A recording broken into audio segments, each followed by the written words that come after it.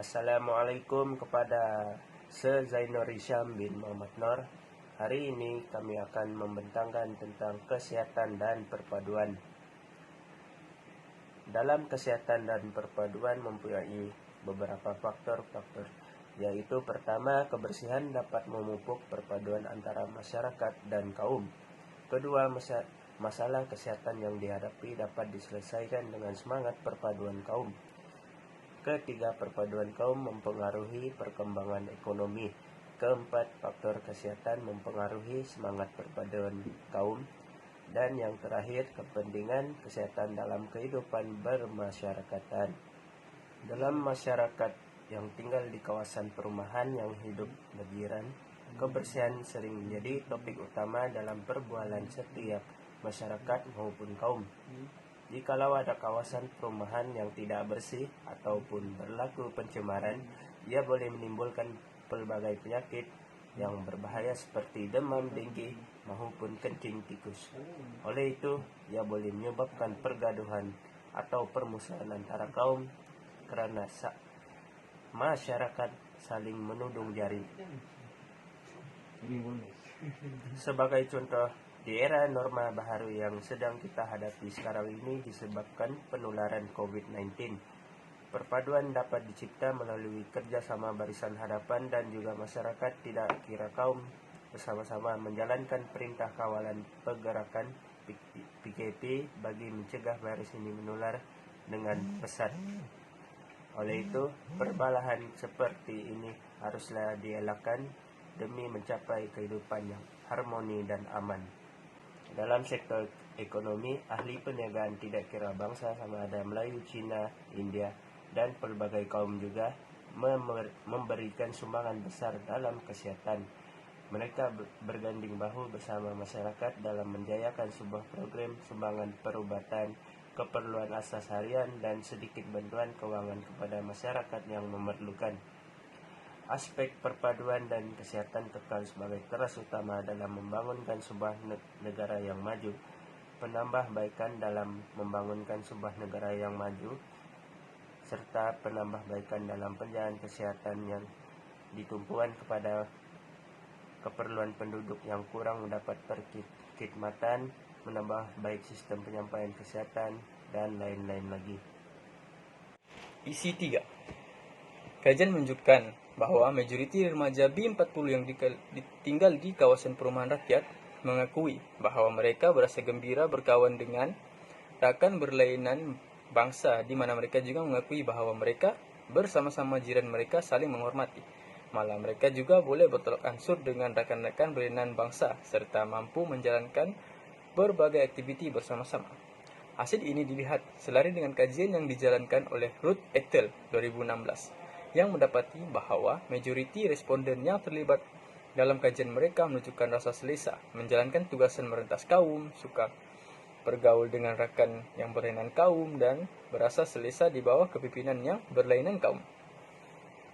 Ini karena semangat perpaduan merupakan aspek paling penting karena ia menyamai dan menggambarkan penyatuan nilai-nilai murni yang perlu dihayati bersama-sama dalam kalangan masyarakat yang terdiri daripada berbagai lapisan golongan kaum dan etnik Malaysia.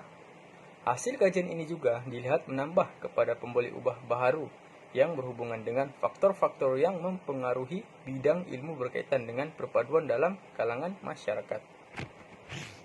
Kesihatan yang baik adalah penting untuk meningkatkan kualiti hidup. Oleh itu, kerajaan terus komited untuk mencapai akses sejagat kepada penjagaan kesihatan berkualiti dalam tempoh rancangan dengan meneruskan usaha untuk menambah baik asas dalam kesihatan. Setiap rakyat Malaysia akan mempunyai akses yang sama kepada perkhidmatan penjagaan kesihatan yang berkualiti pada kos yang berpatutan yang disediakan oleh penyelia perkhidmatan awam atau swasta. Aspirasi ini akan direalisasikan melalui meningkatkan sokongan yang bersasar khususnya bagi masyarakat yang kurang mendapat akses kepada perkhidmatan. Akses kepada penjagaan kesihatan yang berkualiti, terutamanya di kawasan dan masyarakat yang kurang mendapat liputan di bandar dan luar bandar akan diperluas. Ini termasuk peluang perkhidmatan kepada isi rumah berpendapatan rendah, orang asli di semenanjung Malaysia dan kawasan luar bandar dan pedalaman di Sabah dan Sarawak. Langkah ini termasuk menempatkan lebih ramai pakar dalam bidang perubatan dan kesehatan serta personal berkemahiran, mewujudkan lebih banyak kemudahan penjagaan kesehatan di kawasan yang amat memerlukan, terpencil, dan mengembangkan program jangkauan kesehatan. Sebagai contoh, perkhidmatan dokter udara dan sukarelawan kesehatan di kampung akan diperluas di kawasan pedalaman yang amat memerlukan perkhidmatan ini. Seperti yang kita maklum, jika ada masyarakat yang sakit, sudah tentu klinik atau hospital yang akan menjadi tempat kunjungan untuk memeriksa masalah kesehatan dan mendapatkan obat. Tidak kira apa bangsa, klinik dan hospital akan menjadi tempat rujukan setiap rakyat dalam mendapatkan rawatan kesehatan terhadap sebarang masalah kesehatan yang mereka hadapi. Begitu juga dengan pegawai yang bertugas sama ada doktor, jururawat, pembantu hospital, dan semua kaki tangan hospital akan memastikan pesakit yang datang akan diberikan rawatan. Suasana ini berlaku di sebuah klinik dan hospital di Indonesia, dan ianya sesuatu yang menjadi detik perpaduan di kalangan rakyat yang mesti diteruskan, malah bagi dibanggakan.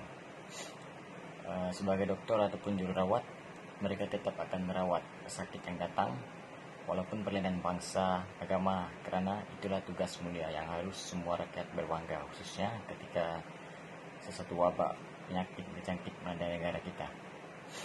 Oleh itu, masyarakat tidak perlu bimbang hidup dalam negara Malaysia kerana rakyatnya yang tidak membezakan bangsa serta agama dalam segala urusan. Masyarakat tidak perlu takut untuk berinteraksi dengan bangsa yang berbeza kerana kerajaan Malaysia sentiasa memupuk sifat bertolak ansur dan saling menghormati antara satu sama lain. Dalam kes ini, kita dapat bekerjasama dalam mengurangkan penyakit berbahaya yang melanda negara atas sebab rakyatnya yang sentiasa berdisiplin dan mementingkan bab penjagaan kebersihan. Kesimpulannya, dalam setiap perbincangan dapat kita lihat perkaitan antara kesehatan dan perpaduan. Kesehatan dan perpaduan saling melengkapi kerana dengan adanya perpaduan antara masyarakat segala masalah dapat dihadapi bersama. Sebagai analoginya, kes COVID-19 yang baru-baru ini merebak ke seluruh negara seperti cendawan tumbuh selepas hujan dapat diredakan di negara kita dengan kerjasama rakyat yang patuh akan arah pemimpin. Mereka bekerjasama dalam mengikut SOP yang ditetapkan serta mengikut perpaduan dalam masyarakat berbilang kaum di Malaysia dan mampu mengelakkan kes semakin menular walaupun bukan polis dunia. Terima kasih.